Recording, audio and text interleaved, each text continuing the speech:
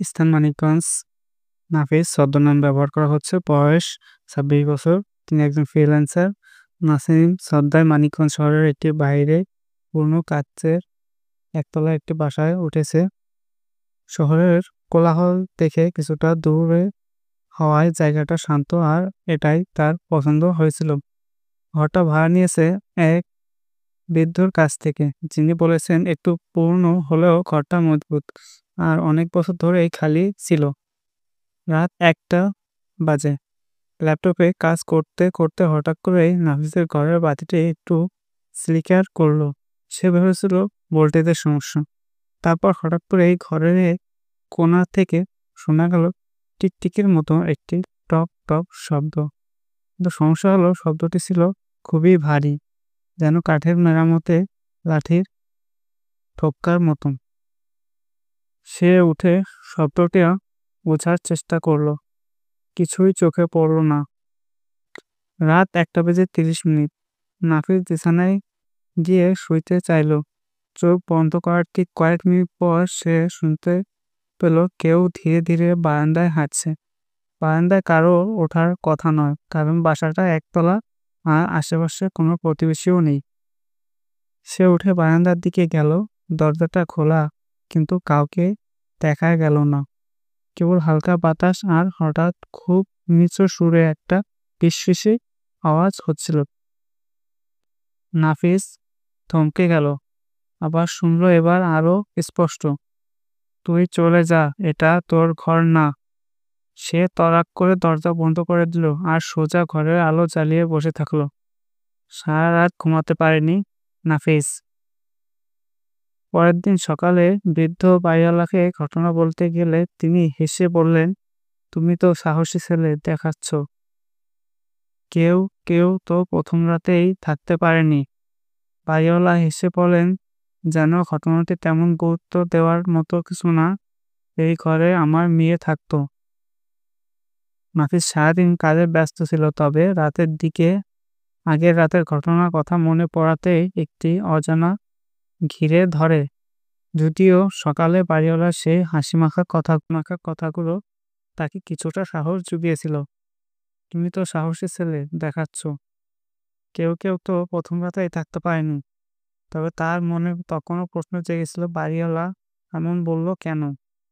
কেউ থাকতে পারেনি মানে কি? সে রাতে একটু সাহস করে ঘরের বাতি নিভিয়ে শোয়ার প্রস্তুতি নেয়। রাত ১টা বেজে ২০ মিনিট। ঘুম ভেঙে যায় হঠাৎ, কারণ সে অনুভব করে কেউ ঘরের দরজায় ধীরে ধীরে টোকা দিচ্ছে। টক টক টক। নাফিস বিছানা থেকে উঠে বসে। পুরো ঘর নির্ধা। ঘরের দরজার নিচ থেকে ফাঁকা দিয়ে আলো এসে পড়ছে। সেই আলোয় দেখা যাচ্ছে এক স্থির ছায়া, একজন মানুষের মতো অবয়ব, দরজার একদম পেছনে দাঁড়িয়ে। সে গলা শুকিয়ে যাওয়ার মতো অনুভব করে। সাহস করে দরজার পাশ দিয়ে তাকায়। দেখতে পায় পায়ের ছায়া, যেন কারো পা দরজার ঠিক বাইরে। কে ওখানে? সে বলল। কোনো উত্তর নেই। চলে যাও, আমি আল্লাহর নাম নিচ্ছি। আর তখনই ছায়াটা এক ঝটকায় সরে যায়। সে দরজা খুলে বাইরে তাকায়, কেউ নেই। ফিরে এসে জানালার কাছে দাঁড়াতেই দেখতে পায় কাচের উপরে আঙুল দিয়ে আঁকা, চলে যা। সে থমকে যায়। পরের দিন সকালে বৃদ্ধ বাড়িওয়ালার কাছে তখন নাফিস ঘটনাগুলো খুলে বলে, তখন এবার আর বৃদ্ধ হাসে না, বরং খানিকক্ষণ চুপ করে থাকে। বলেন, আচ্ছা তুমি কাল রাতে জানালার সামনে দাঁড়িয়েছিলে ঠিক কটা বাজে? নাফিস অবাক হয়ে জিজ্ঞাসা করে, জানলেন কিভাবে? বৃদ্ধ ধীরে বলেন, এই ঘরে আমার মেয়ে থাকতো, অনেক আগের কথা। সেই ও প্রথম শুনেছিল টোকা, দেখছিল ছায়া। তারপর একদিন সে জানালার পাশে দাঁড়িয়েছিল, ঠিক রাত ১টা বেজে ২০ মিনিটে। চমৎকার। রাত ১১টা বেজে ৫০ মিনিট। নাফিস সারাদিন প্রায় কিছুই খায়নি। তৃতীয় রাতের ঘটনার পর শরীর অবসন্ন হয়ে পড়ে। তবে সবকিছু বেশি প্রভাব ফেলেছিল বাড়িওয়ালার সেই কথা। আমার মেয়ে ঠিক এই সময় জানালার পাশে দাঁড়িয়েছিল। সে বুঝে গেছে এখানে কিছু একটা ভয়ঙ্কর সত্য লুকিয়ে আছে। নাফিস এবার সিদ্ধান্ত নেয় আজ রাত সে রেকর্ড করবে সবকিছুই। তার ফোনের ভয়েস রেকর্ডে চালু করে আর ল্যাপটপ ক্যামেরা সেট করে ঘরের এক কোণে বসে থাকে। রাত 1:15। ঘরের বাতাস ভারী হয়ে ওঠে। হঠাৎ কুয়াশার মতো একটা গরম প্রবাহ জানালার ফাঁক গলে ঢুকে পড়ে। হালকা শব্দ, টক আওয়াজ। নাফিস ধীরে দরজার দিকে তাকায়।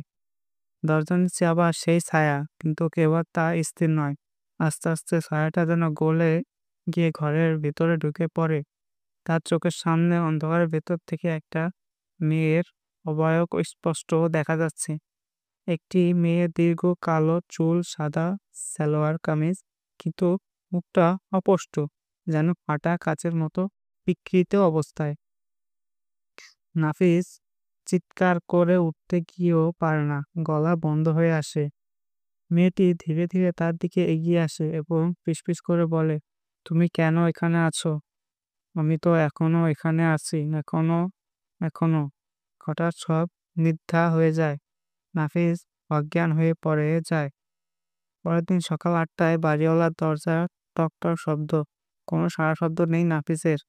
দুপুরের দিকে পুলিশ এসে দরজা ভেঙে দেখে নাফিস অজ্ঞান অবস্থায় পড়ে আছে, মুখে এক ধরনের ভয়ঙ্কর আতঙ্ক। কিছু জিজ্ঞাসা করা হলে সে শুধু বলে, আমি ওকে দেখেছি, সে এখানেই আছে, যে যেতে চায় না। ল্যাপটপে রেকর্ড করা ভিডিওতে শুধু দেখা যায় জানালার কাছে কুয়াশার মতো একটা ফিগার ভেসে উঠেছে। স্পষ্ট না, কিন্তু স্পিকারে রেকর্ড হয়েছে সেই গলা, চলে যা। 1 সপ্তাহ পর নাফিস মানসিকভাবে এতটাই ভেঙে পড়ে যে তার পরিবার তাকে শহরে নিয়ে আসে। বাড়িটা আবার ফাঁকা পড়ে যায়। বৃদ্ধ বাড়িওয়ালা একদিন চুপচাপ সেই ঘরের জানালার পাশে দাঁড়িয়ে বলেন, তুই এখনো আছিস? তাই তো কেউ থাকতে পারে না।